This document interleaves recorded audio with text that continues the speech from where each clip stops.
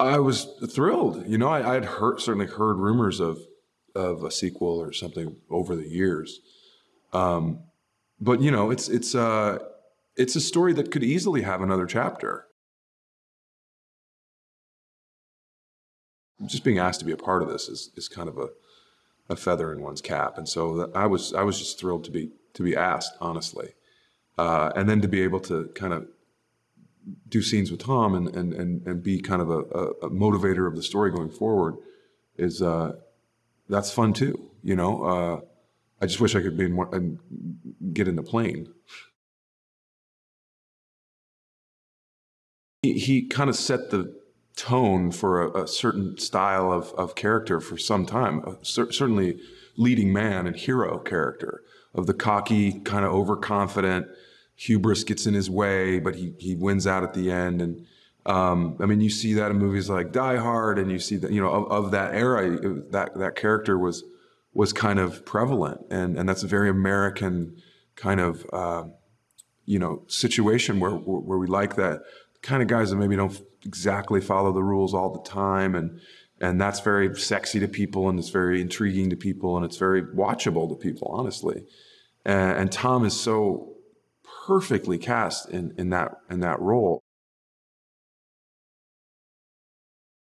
Tom has a lot of experience at a lot of things, having the career that he's had and being the person that he is. And he doesn't do anything halfway, you know, at all. I mean, the stories are legion about how committed he is. So it's not surprising to me that he then went out and became an accomplished pilot, because of course he did.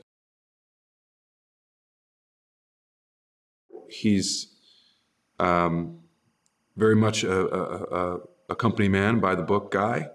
Has no real personal relationship with Maverick. But has a job to do and does it very well. And it's a lot of responsibility. He can command something like 2,000 aircraft and 200,000 men, and it's just, he's got a lot on his plate.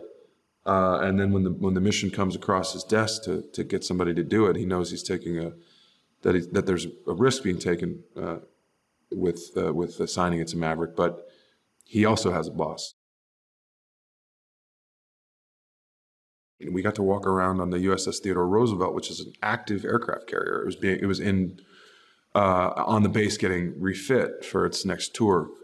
But just the scope of that boat, and the fact that it's, you know, it has 5,000 sailors on it when it's rolling and 90 aircraft on it when it's rolling, and you just think it's a city. And there's a guy, the captain, who's in charge of it.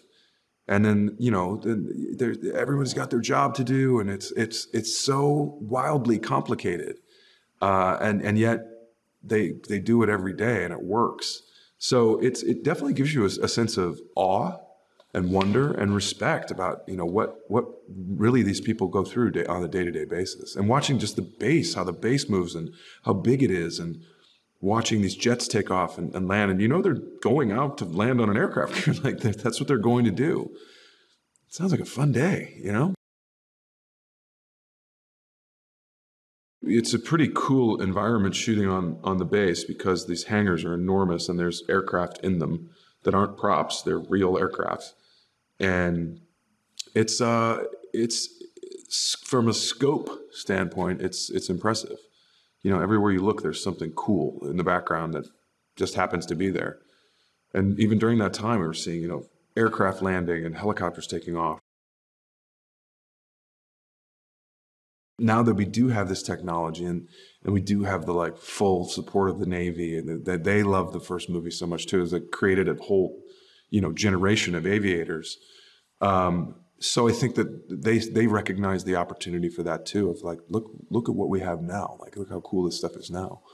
And I think that it will be an amazing, I think it's going to be an amazing movie and cinematic experience for people, but because I've been around, I've been so excited just to be around it.